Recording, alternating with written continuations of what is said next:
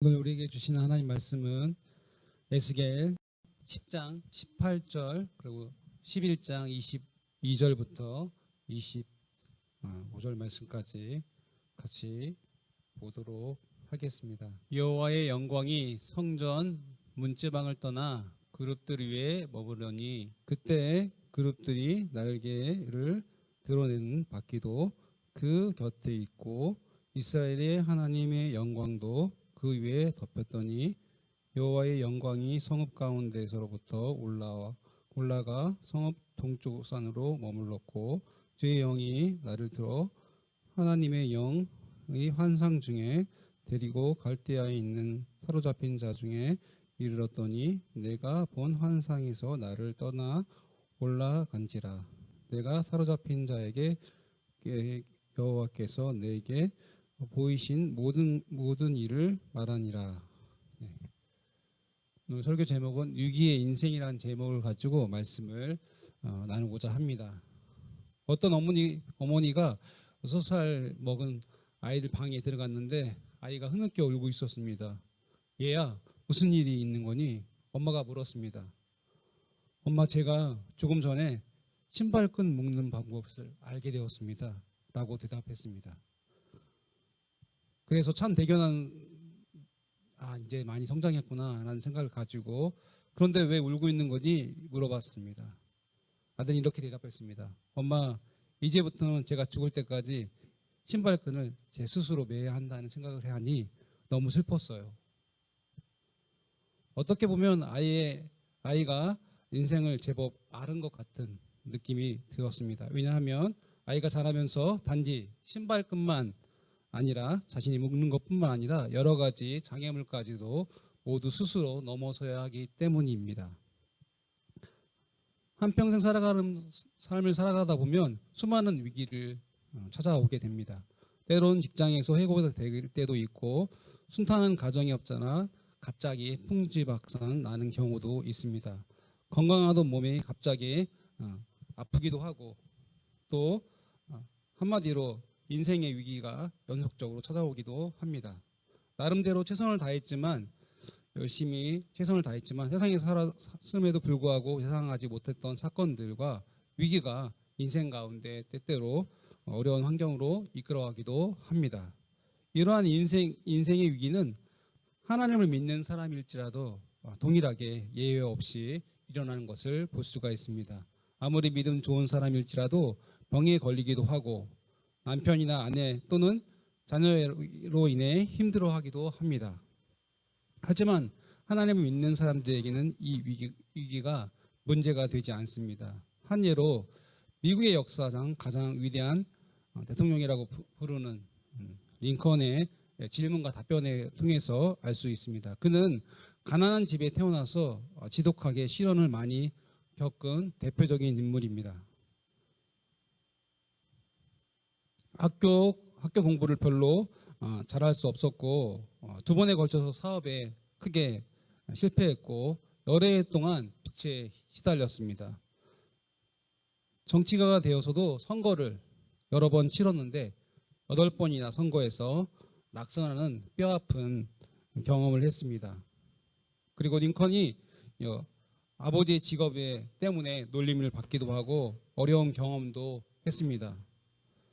그 인생 가운데 수많은 위기를 찾았는데 링컨은 먼 훗날 과거를 회상하면서 이렇게 고백했습니다. 길이 약간 미끄러웠을 뿐 낭떠러지는 아니었습니다. 길이 약간 미끄러웠을 뿐 낭떠러지는 아니었습니다. 이렇게 자신의 어려운 순간들을 이렇게 돌아보면서 여러 가지 어려움은 있었지만 절망이 아니었다라고 말하는 것을 볼 수가 있습니다. 그의 삶 가운데 여러 가지 위기가 찾아왔을 때 그가 대처하는 방법을 통해서 잠깐 우리가 어떻게 살아가야 할지 바라봤으면 좋겠습니다. 그는 노예 해방운동 가운데에서 남북 전쟁에서 남군과 함께 싸우다가 남군에게 막 밀려서 패배의 위기를 맞이하고 있었습니다. 그때 링컨의 참모가 와서 이렇게 얘기했습니다. 우리 하나님께서 우리 편에 서달라고 기도해 주십시오. 링컨에게 참모가 이렇게 대답하는 겁니다. 이때 링컨이 이렇게 얘기했습니다. 내가 염려하는 것은 하나님이 내 편이 아닌가. 이게 더 중요하다고 말합니다. 내가 하나님 앞에 하나님 저에게 제 편이 되달라고 표현하는 것보다 내가 하나님의 편인가 아니면 하나님의 편이 아닌가, 이게 더 중요하다고 표현했습니다. 염려했다고 표현하고 있습니다. 위기의 순간 내가 하나님의 편인가 아닌가, 이게 굉장히 중요합니다. 하나님의 백성은 위기의 순간 하나님의 편에 서야 하기 때문에 그렇습니다. 하나님의 백성이 순간순간마다 모든 상황마다 하나님께서 무조건 돌봐주시는 건 아닙니다. 하나님께서 범죄하면 그 백성을 그냥 관대하게 용서하지 않고 그 상황 가운데에서 죄로 인해서 그들을 보호하지 않고 그 상황 가운데, 패배 가운데 불행한 삶으로 가기도 합니다. 하지만 우리가 하나님 편에 선다면, 하나님과 함께 있다면 우리는 승리한 삶, 성공적인 삶, 축복되는 삶, 행복한 삶으로 이끌어 주실 수 있습니다. 오늘 본문에는 위기 앞에 선 인생에 대한 중요한 메시지입니다. 경제적, 사회적 위기도 중요하지만 한 나라가 망하는 것은 굉장히 크나큰 위기입니다. 이 위기에서 우리 여기에는 없지만 우리나라도 일제 36년 동안 통치 기간 동안 나라를 잃고 엄청난 고난 속에서 사신 분들이 간혹 있습니다. 또한 6.25 전쟁을 통해서 가족을 잃고 피난에 몸을 싣고 평양에서 부산으로 내려가신 분들, 집도 잃고 목숨도 잃고 여러 가지 어려운 가운데에서 살아갔던 분들도 있습니다. 오늘 본문은 이스라엘 나라를 잃게 되는 위기 가운데 맞이하게 됩니다. 나라를 잃게 되는 원인은 하나님의 말씀을 떠나서 우상을 숭배하고 죄악 가운데 가득한 나라가 되었기 때문에 하나님께서 그들을 나라를 잃도록 하셨습니다. 8장에 보면 하나님은 에스겔에게 환상을 통해서 포로였던 그발 강가에서 예루살렘으로 이렇게 이끌어갑니다. 환상을 통해서 예루살렘 성에 들어갔더니 성전 안에는 하나님이 아니라 각종 이방인, 거짓 신들을 숭배하는 가증스러운 장면들이 에스겔의 눈에 보였습니다. 장로들은 성전 벽에 각 양의 우상들을 그리고 숭배하고 있었고, 여인들은 성전 북문에 풍성한 신으로 우상순으로 섬기고 있는 담모스를 위해서 애곡하는 모습이 보였습니다. 또한 성전 안뜰에는 남자들이 태양신을 향해서 경배하는 모습을 보게 되었습니다. 유다 백성들의 죄악은 결국 하나님의 영광을 떠나게 하는 결과를 초래했습니다. 이스라엘 백성들은 바벨론 포로로 잡혀갈 때 그 원인은 바로 죄 때문이었고, 하나님은 그로 인해서 더 이상 거룩한 장소인 예루살렘을 그냥 내버려 두지 않으셨습니다. 그래서 그로 인해서 예루살렘은 회파당하고 성전은 파괴되었고 성전 기물은 바벨론에 이렇게 기물로 가게 됩니다. 하나님의 영광이 더 이상 성전에 머물러 수 없었기 때문에 하나님의 영광은 예루살렘으로부터 벗어나게 됩니다. 그럼에도 불구하고 이스라엘 사람들은, 유다 사람들은 성전이 예루살렘에 있기 때문에 그들은 멸망하지 않을 것이라고, 하나님께서 함께 하실 거라고 생각했습니다. 마치 사무엘 시대에 법궤를 가지고 블레셋과 싸울 때 법궤가 있기 때문에 우리는 반드시 이길 거라고 했었던 것처럼, 어떻게 했습니까? 법궤가 있었지만 그들은 참패를 할 수밖에 없었습니다. 또 마찬가지죠. 아이성 전투에서도 범죄했기 때문에 아이성 전투에선 다 많은 사람들이 죽을 수밖에 없었습니다. 이런 하나님의 백성들이 하나님이 계시는 성전이 있었기 때문에, 성전이라고 있었기 때문에 그들은 안심하고 있었습니다. 10장과 11장 모습에 보면 하나님께서 예루살렘과 그 성전을 떠나는 모습을 보여주시면서 먼저 10장에선 예루살렘 성을 심판할 것을 에스겔에게 다시 환상으로 보여주십니다. 하나님께서는 가는 배 옷 입은 사람들을 말씀하시면서 에스겔에게 그 그룹들에서 좌병거의 제일 깊은 곳에 타는 불을 보여주십니다. 상징적으로 불을 보여주시고 타는 불을 가운데 보여주십니다. 하나님께서 성벽을 하나님께서 예루살렘을 심판한다는 의미를 가지고 있습니다. 2절, 6절부터 7절까지 하나님께서 예루살렘을 불태우고 심판할 것에 대한 이야기가 나와 있습니다. 그리고 흩으실 것을 환상을 통해서 보여주십니다. 이것은 예루살렘을 향하신 하나님의 심판입니다. 이 과정 가운데에서 에스겔은 그발 강가에서 보았던 생묘를 다시 한번 보게 됩니다. 심판에 사륙에 당해서 바벨론 불을 타오르고 그리고 그로 인해서 하나님께서 영광을 떠나는 모습을 18절에 나와 있습니다. 18절 보도록 하겠습니다. 여호와의 영광이 성전 문 앞을 떠나서 우리 위에 머무시더니. 하나님의 영광이 예루살렘에서 떠나는 모습을 나타나고 있습니다. 가나안이 젖과 꿀을 흐르는 땅이어서 그 이웃에 하나님께서 다스리시고 그 백성들과 함께 하셨기 때문에 이스라엘 백성들은 풍부하게 살아갈 수 있었지만 그들의 죄로 인해서 하나님은 더 이상 그들과 함께 할 수 없었습니다. 하나님을 떠나간 이스라엘 백성들은 가나안 땅이 황폐되었던 것처럼 척박하게 되었습니다. 더 이상 이제는 하나님께서 그들을 보호하지 않습니다. 하나님의 임재가 떠난 순간 예루살렘은 더 이상 보호받을 수 있는 장소가 되지 못했습니다. 더 이상 안전한 장소가 되지 못했습니다. 그러나 그들은 알지 못하고 있었습니다. 대부분의 나라가 망하기 전에는 정치나 경제가 부패하고 또 종교가 부패하는 경우가 종종 보입니다. 나라가 멸망할 때 혹은 죄인의 종말에 있을 때 영적으로 둔감한 가운데 살아가는 모습을 보게 됩니다. 마치 삼손 같습니다. 삼손은 마누아의 가정 가운데 태어났습니다. 그는 힘이 센 사람이었습니다. 맨손으로 사자 입을 찢을 정도, 나귀턱뼈로 블레셋 사람들을 몇천 명들을 다 때려 눕힐 정도의 힘을 가진 사람이었습니다. 어두운 시대, 블레셋이 다스리고 있던 시대에서 한 줄기의 빛의 역할을 감당했던 사람, 그런 일들을 감당했던 영웅입니다. 두려울 것 없는 무궁무진한 힘을 가지고 있던 사람이었습니다. 그러나 그 삼손이 무너집니다. 힘도 쓰지 못하고 블레셋 군인들에게 사로잡히는 모습을 보게 됩니다.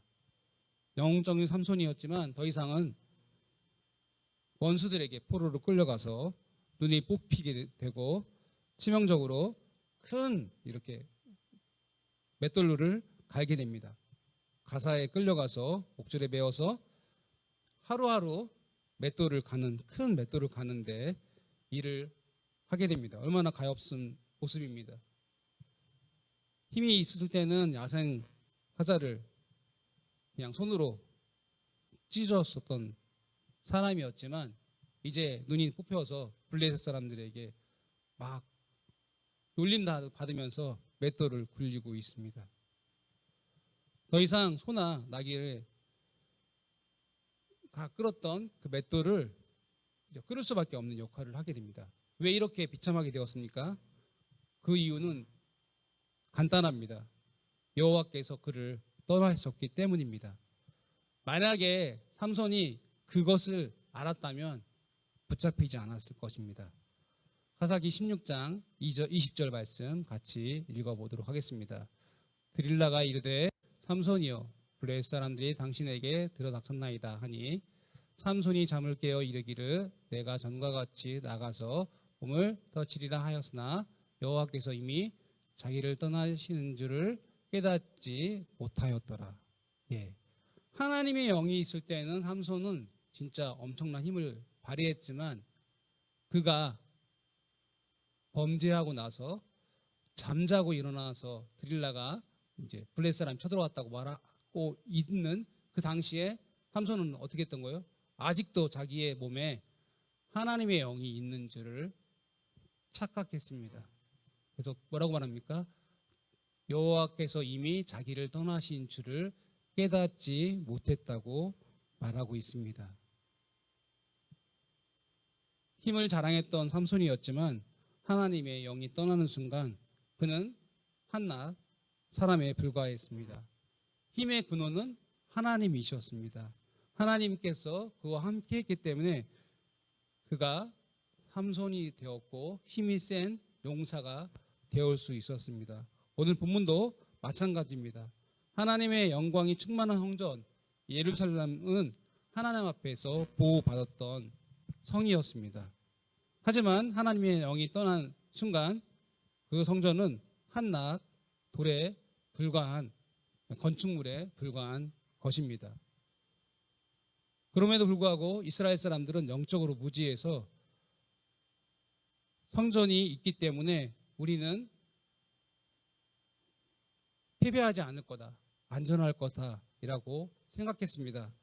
바벨론 군대들이 들어와서 예루살렘을 점령한 후에 성전을 파괴하고 성을 불타고 많은 사람도 죽고 고아가 난무했지만 시체가 막 떠돌아다니고 귀족들과 고관들은 끌려갔지만 예레미야가 말했던 것처럼 좋은 무화과들은 다 끌려갔지만 남은 무화과들은 다 나쁜 무화과였지만 이들 11장에 읽어보면 그들은 본인들이 좋은 무화과로 착각하는 모습을 발견하게 됩니다. 분명히 예레미야를 통해서 좋은 무화과는 포로로 끌려간 사람들이고 나쁜 무화과는 남아있는 사람들이라고 말했음에도 불구하고 11장을 읽어보면 에스겔의 동문 옆에 예루살렘 고관 25명들과 함께 있습니다. 그때 에스겔이 아사냐와 블라다가 있는데 나중에 이제 블라다가 죽게 되는데 여러 가지 경고를 막 했는데도 불구하고 하나님의 영이 떠났다는 얘기를 했음에도 불구하고 그들은 불의한 일을 계획하고 있는 모습을 보게 됩니다. 악한 백성들은 지도자가 우리 정치 지도자들과 함께 어떻게 합니까? 악한 백성들과 함께 지도자들과 함께 이익을 추구하는 모습을 보게 됩니다. 그들은 성읍에 있는 가마가 되어 우리는 좋은 고기라고 속담에 말하는 것처럼 한절에 말하는 것처럼 자기들은 좋은 부위라서 요리를 하고 나쁜 부위는 내장처럼 팬에 버려져서 기름에 튀겨지는 것처럼 포로로 끌려간 사람들이라고 생각하고 착각하고 있는 모습을 보게 됩니다. 그들은 나쁜 무화과가 있는데도 불구하고 영적으로 어두웠기 때문에 자신들은 착각에 쌓여 있었습니다. 그래서 그들은 안전할 거라고 생각했습니다. 오히려 포로로 끌려간 사람들을 향해서 비난하고 손가락질하는 모습을 보게 됩니다. 쉬운 성경으로 한번 읽어보도록 하겠습니다. 그들은 모든 집을 지을 때가 가까워 그 성읍은 가마솥이시고 우리는 그에 담긴 고기다 하고 말합니다. 가마솥 담긴 좋은 고기라는 의미를 가지고 있는데 그러므로 너희는 그들을 규탄하여 예언하라. 누가 하나님께서 말합니다. 사람아 예언하라고 이렇게 말하고 있습니다. 그때 주의 영이 내 위에 내셔서 내게 말씀하셨다.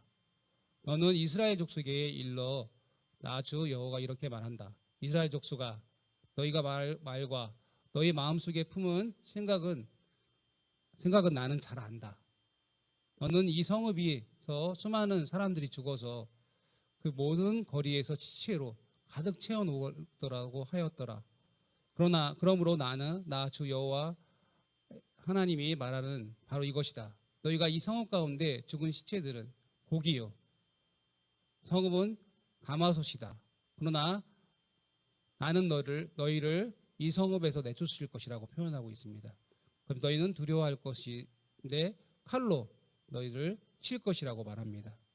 그들은 어떻게 했다고요? 본인들이 좋은 고기고 가마에 있다고 말했지만 하나님은 그들에게 그렇지 않을 것이라고 표현하고 있습니다. 내가 너희를 이 성읍 가운데 끌어내어, 이 성읍 가운데 끌어내어 타국민의 손에 넘겨주었고 너희에게 온갖 형벌을 내릴 것이라고 표현하고 있습니다. 너희가 칼에 쓰러질 것이다. 내가 너희를 이스라엘의 국경에서 심판하겠다고 말씀하십니다. 그때야 비로소 너희는 내가 주인인 줄 알 것이라고 표현하고 있습니다. 그런데 이 성읍이 너희를 보호하는 가마솥이 되지 않을 것이며 너희도 그 속에 보호받는 고기가 되지 않을 것이라고 말합니다. 내가 너희를 이스라엘 국경에서 심판할 것이라고 말합니다. 그들은 착각했습니다. 그들은 이 성읍은 가마솥이고 그들은 좋은 고기이기 때문에 보호받을 것이라고 착각했습니다. 하나님께서 비로소 내가 주인이 될 것이라고 말하면서 내가 정한 율례를 생활하지 않았으며 내가 정한 규례를 지키지 않았고 오히려 너는 이방의 규례를 따라 행동했다고 표현하고 있습니다. 이런 말을 했음에도 불구하고 이들은 3절에 보면 3절에서 쭉 말씀을 읽어보면요 어떻게 하냐면 그들은 건축을 하기 시작합니다. 집을 건축할 때가 가깝지 않았느냐라고 말하면서 바벨론 공격했음에도 불구하고 별로 그 위험을 생각하지 못하고 그냥 염려하지 않습니다. 왜? 하나님이 함께하니까 바벨론은 이제 금방 돌아갈 거라고 생각하면서 집을 건축할 것을 생각합니다. 영적으로 굉장히 맹인 같은 모습입니다. 눈이 안 보이는 사람들의 모습입니다. 그래서 속담을 말하면서 지적하면서 하나님께서 그들에게 심판을 권고하지만 그들은 듣지 않는 모습을 보게 됩니다. 현실로 보면요 예루살렘 지도자들과 하나님께서 너희들이 생각했던 좋은 고기 가마솥이라고 생각했지만 하나님은 정반대의 말씀을 하십니다. 너희는 가마솥도 아니고 좋은 고기도 아니다. 내가 너희를 이스라엘에서 내쫓으실 거고 심판할 것이라고 말하고 있습니다. 그러면서 하나님께서 어떻게 표현하고 있는 22절부터 시작 24절 말씀 보면 성전에서 떠나는 모습을 보이게 됩니다. 굉장히 무서운 모습입니다. 여러분 하나님께서 성전에 떠나졌다는 얘기는 더 이상 성전은 성전이라 아니고 예루살렘은 예루살렘이 아닙니다. 또 그들은 택한 족속이 될 수 없습니다. 마지막으로 22절부터 24절 말씀까지 보도록 하겠습니다. 그때 그룹들이 날개를 드는데 바퀴도 그 곁에 있고 이스라엘의 하나님의 영광도 그 위에 덮었더니 여호와의 영광이 성읍 가운데서로부터 올라가 성읍 동쪽 산으로 머무르고 주 여호와의 영이 나를 들어 하나님의 영의 환상 중에 데리고 갈대아에 있는 사로잡힌 자 중에 이르러 내가 본 환상이 나를 떠나 올라간지라. 다시 말하면 뭐 말입니까? 하나님께서 예루살렘에서 떠나서 갈대아로 가는 모습을 보게 됩니다. 오히려 갈대아로 가서 사로잡힌 사람들을 위로하는 모습을 거꾸로 보게 됩니다. 이들은 하나님의 영이 그들과 함께하지 않는다는 것을 몰랐습니다. 그래서 걱정하지 않았습니다. 우리의 위기가 어떤 위기입니까? 이 코로나 위기가 있습니다. 경제적 위기죠. 엄청난 큰 문제일 수도 있어요. 그런데요, 더 큰 문제가 뭐냐면 링컨이 말한 것처럼 내가 염려하는 것은 내가 하나님 편에 있느냐 아니면 내가 하나님 편에 있지 않느냐 생각해야 되는데 대부분의 사람들은 그것을 생각하지 않습니다. 그냥 나는 교회를 다니고 있고 예배를 드리고 있으니까 어떤 생활을 하는 것과 상관없이 하나님 나를 보호해 주실 거라고 생각합니다. 하나님 아까 말씀하는 것처럼 내가 너에게 율례를 줬지만 넌 율례를 행하지 않고 말씀을 생활하지 않았다고 그들을 심판한 이야기를 말씀하고 있습니다. 우리가 하나님 앞에 서야 합니다. 하나님 편에 서야 할 때 위기 가운데 있을지라도 그 위기는 위기가 아닙니다. 그 가운데에서 실패 가운데 승리할 수 있습니다. 오늘 본문이 얼마나 중요한지 다시 한번 우리에게 말씀하고 있습니다. 지금 멸망의 가운데 있는데 성전이 있다는 이유로 성이 있다는 이유로 그들은 안전하다고 말합니다. 이미 하나님이 영이 없는데 말입니다. 하나님의 영이 떠난 성전, 예루살렘은 소용이 없습니다. 그러나 그들은 하나님이 떠난 것을 알지 못하고 또 하나님을 알지 못한 채 섬기고 있습니다. 모두 다 위기죠. 하나님은 섬기지만 하나님의 영이 있는지 없는지를 알지 못하고 하나님을 배반하고 있는 두 가지 일들 다 위기입니다. 그들이 인식하지 못하고 있습니다.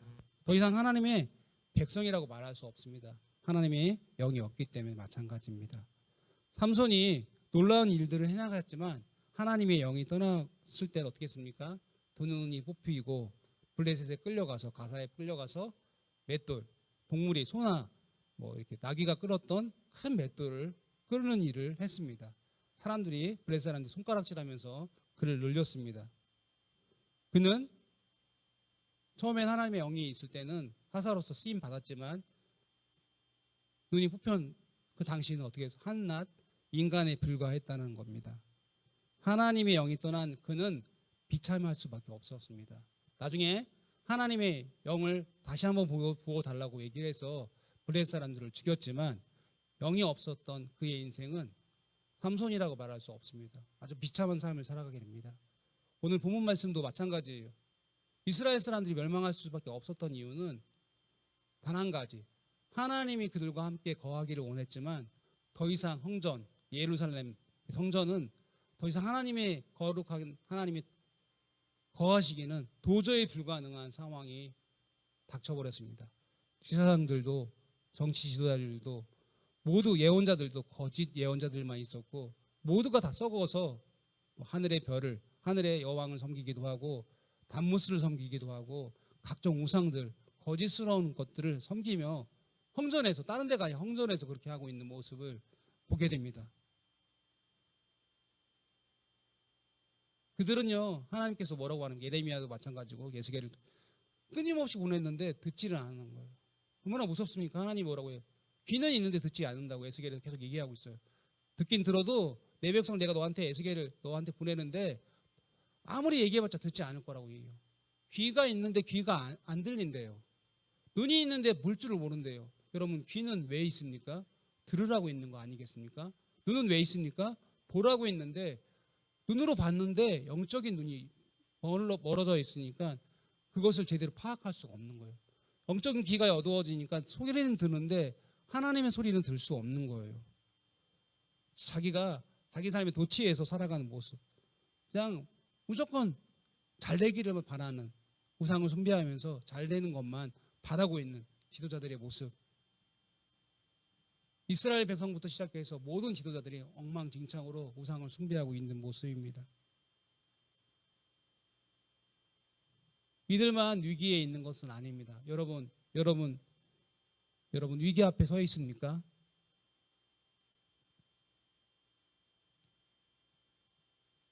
위기 앞에 빠져 있다고 방황할 필요 없습니다. 한 가지만 기억하십시오. 그래도 우리가 하나님의 영에 충만하면 됩니다. 하나님의 영이 나와 함께하면 됩니다. 내가 하나님의 영에 충만하면 됩니다. 아무리 위기 가운데 있을지라도 내가 하나님과 함께하면, 임마누엘의 하나님이 함께하면 그곳이 사랑 말씀처럼 태산을 넘어 천국에 가도 빛 가운데 걸어갈 때 어디게요? 거기가 천국이라고 말하고 있어요. 아무리 위기가, 그리고 아무런 위기 가운데 있을지라도 하나님이 나와 함께하고 또 우리의 교회 가운데 함께하고 한국 교회 가운데 함께하면 위기가 아니고, 왜요? 하나님이 내 편이기 때문에 그렇습니다. 링컨의 말처럼 우리가 하나님의 영에 충만한 사람이 되어야 합니다. 한 사람 한 사람 영적으로 깨어나야 합니다. 이제는 더 이상 잘 때가 아닙니다. 정신을 바짝 차려야 합니다. 왜요? 마귀, 우는 사자가 우리를 잡아먹기 위해서 지금도 부르뜯고 우리를 바라보고 있기 때문에 그렇습니다. 우리는 영적으로 충만해야 합니다. 여러분, 하나님의 영으로 충만하십니까? 우리 교회가 하나님의 영으로 충만합니까? 한국교회가 하나님의 영으로 충만합니까? 여러분 한 사람 한 사람에게 묻고 싶습니다. 여러분 하나님의 영으로 충만하십니까?